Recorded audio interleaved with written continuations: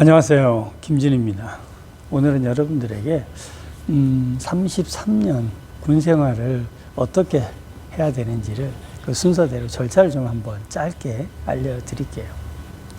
제가 왜 이 말씀을 드리냐 하면 지금 이제 뭐 중학생들, 고등학생들 이런 친구들이 아주 그 다양한 질문을 합니다. 그런데 항상 중요한 건 지금 중학생, 고등학생인 여러분들이 직업군인을 꿈꾸고 예를 들면 뭐 사관학교를 가겠다 아니면 고등학교를 졸업하고 부사관으로 가겠다 다 좋아요. 그런데 중요한 건 여러분들이 중학생인데 갑자기 뻥 뛰어서 사관학교를 갈 수도 없고 고등학생인데 갑자기 뻥 뛰어서 부사관을 갈 수도 없습니다. 그죠? 그러면 순서대로 준비하셔야 됩니다. 제일 처음에 여러분들이 해야 될 일은 뭐죠? 부사관으로 가야 된다 그러면 일단 내가 부사관으로 입문하기 위한 준비, 그죠? 제일 첫 번째 시험을 통과하는 거에 최선을 다해야 되는 거예요. 그죠? 군대 입대 이후에 벌어지는 일들을 막 질문하고 그럴 게 아니라 가장 먼저 여러분이 해야 될 거는 입문 준비를 잘 하는 겁니다. 그죠? 그게 되어야지 그 다음을 갈 거잖아요. 그런데 뭐 이제 요즘 유튜브를 하도 많이 보다 보니까 사람들이 다양한 정보를 많이 취득하니까 그런 고민을 하는 건 충분히 이해가 되죠.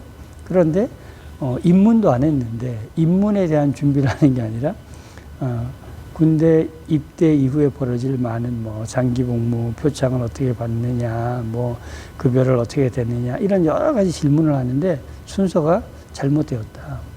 가장 먼저 해야 될 거는 내가 사관학교를 간다면 거기에 갈 준비, 사관학교에 입학할 준비를 해야 되는 거고 부사관으로 간다 그러면 시험을 통과할 준비를 여러분이 가장 먼저 하셔야 된다. 그 다음에 여러분들이 이제 임관을 만약에 했어요. 임관을 했으면 여러분들이 그 다음에 이제 준비해야 될 것이 뭘까요? 장기 복무가 아니라니까요. 여러분들이 먼저 해야 될 거는 초급반 이런 교육을 잘 받는 거. 그 다음에 여러분들이 해야 될 거는 복무 연장을 신청하는 겁니다. 그죠? 복무 연장을 신청한 그 다음에 장기 복무 선발에 들어가는 거예요. 그러니까 여러분들이 임관을 했다. 그러면 복무 연장을 먼저 하고 그 다음에 이제 장기 복무 선발 심사 준비를 하면 되는 거죠. 이런 모든 것들이 이제 입대 이후에 이루어지는 일이다. 그런데 입대도 안 하고 시험 준비도 안 하면서 내가 마치 임관 이후에 장기 복무 준비를 뭘 해야 되는지 진급 준비를 뭘 해야 되는지 이런 걸 질문하는 친구들이 되게 많아요. 그건 여러분들이 순서대로 해야 된다. 일단 입문하고 난 다음에 일들은 그 다음에 생각했으면 좋겠다. 자, 그 다음에 이제 여러분들이 장기 복무 선발까지 통과를 했다. 그러면 33년 군생활을 할 수 있느냐? 이것도 아니다. 계급마다 뭐죠? 정년이 정해져 있어요. 여러분들이 그 해당 계급이 가지고 있는 정년 전에 다음 계급으로 진급을 해야지만 33년 군생활을 마무리할 수가 있다. 그게 안 되면 어떻게 하죠? 계급 정년으로 나오죠. 특히 제 장교들 같은 경우는 45세 소령 정년으로 나오는 친구들이 굉장히 많죠. 그죠? 중령 진급을 못하면 소령 45세에 나와야 된다. 부사관들도 원사 진급을 못하면 53세 상사 정년, 중사 45세로 나올 수밖에 없죠. 그러니까 무조건 55세까지 가는 건 아니다. 계급 정년이라고 하는 것을 건너뛰어야지만 33년 군생활을 하고 나올 수가 있다. 자, 여기서 이제 또 어떤 친구들은 그러죠. 난 그 정말 장기 복무 심사 불안해서 이걸 부사관을 가야 되나 말아야 되나 이런 이야기 하죠. 자, 이게 걱정되시는 분들은 육군의 임관시 장기 복무 부사관 제도를 여러분들이 도전하시기 바랍니다. 늦어도 그걸 먼저 해결하고 들어오면 장기 복무에 대한 불안은 사라지고 그 다음부터는 이제 계급 정년만 여러분들이 신경 쓰고 진급을 하시면 55세 원사로 또는 준사관으로 정년퇴직까지 갈 수가 있다. 그리고 이제 마지막에 이제 여러분들이 정말 33년 군생활을 하고 마무리한다라고 하는 걸 퇴역이라고 하죠. 전역이라고 안 하고 퇴역이라고 합니다. 그럼 이제 여러분들이 마지막 준비를 마칠 아마 이 영상을 보시는 분들 중에서도 이제 원사분들, 준사관분들은 정년이 얼마 안 남은 사람들이 있을 거예요. 준비를 잘 해라. 그냥 무조건 퇴역해서 뭐 군인연금 받으면서 살겠다.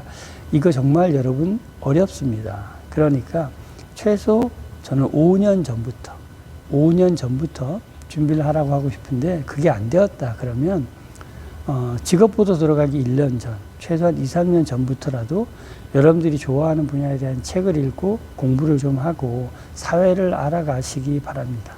33년 동안 여러분들 군이라고 하는 무인도 같은 곳에 계셨던 거예요. 그러니까 어느 순간 사회로 점프업에 나오면 여러분 살아남기 어렵습니다. 제가 지금 이제 은퇴한 지 3년 차를 살고 있거든요. 정말 드라마틱하게 살고 있지만 저는 5년 전부터 준비했었던 사람이다. 그럼에도 불구하고 사는 것이 그렇게 녹록하지는 않다. 이건 뭐 급여를 이야기하는 게 아니에요. 생활을 하는 것 자체를 말하는 겁니다. 그러니까 여러분들이 군생활 33년을 시작부터 끝까지 잘 마치려면 순서대로 준비를 해라. 입대 이후에 벌어질 일들은 그 이후에 생각하시면 되고, 지금은 뭐다? 부사관 같은 경우는 시험에 합격해서 임관하는 게 첫 번째 일이다. 그 다음에 장교를 꿈꾸는 친구들은 사관학교 입문하는 것이 가장 먼저다. 거기에 대해서 최선을 다하면 된다. 그리고 난 다음에는 충분히 여러분들에게 시간이 주어지기 때문에 부사관으로 임관하고 나서 3년 동안 충분히 여러분들이 뭐 자격증이 부족하다, 뭐가 부족하다, 이거는 준비할 시간이 충분하다. 그러니까 순서대로 하시기 바랍니다. 그래서 계속해서 뭐 중학생들, 고등학생들이 군생활 동안 벌어지는 일들에 대한 질문을 많이 하는데 굉장히 좋은 일이에요. 미리 관심을 갖는다는 것. 그러나 순서대로 해라. 여러분들 부사관 장교로 입문하는 것 자체가 지금 쉽지가 않습니다. 그러니까 여러분들이 먼저 신경 써야 될 건 입문하는 게 먼저다. 그리고 난 다음에 하나씩 준비하면 되고, 혹시 이제 또 현역에 계신 분들이 이 영상을 보신다면 군생활 하면서 나름의 애로사항들이 많을 거예요. 그런 것들에 대한 질문은 어떤 갈등 관계, 정말 진급에 대한 문제라든지 이런 것들은 좀 심도 있게 고민이 되는 인간적인 부분들, 군생활에 정말 노하우 이런 것들이 있으면 그런 것들은 얼마든지 질문을 하셔도 좋습니다. 지금 이제 직업군인에 관련해서 유튜브 방송하시는 분들이 굉장히 많습니다. 젊은 장교 출신들이 나와서 하시는 친구들도 있고, 이건 이제 뭐냐면 군생활을 오래 한 분들이 아니기 때문에 굉장히 훌륭하신 분들이에요. 그분들. 그런데 이제 저처럼 군생활을 33년 이렇게 하신 게 아니기 때문에 전반적으로 어떤 군생활 갈등, 일어나는 과정들, 전출입, 뭐 이런 여러 가지 분야의 이야기들을 해드릴 수가 없어요. 그러니까 이제 군생활 동안에 일어나는 다양한 일들에 대한 어떤 고민사항들이 있으면 언제든지 저에게 말씀을 하시기 바랍니다. 오늘 영상이 여러분들에게 도움이 되셨길 바랍니다.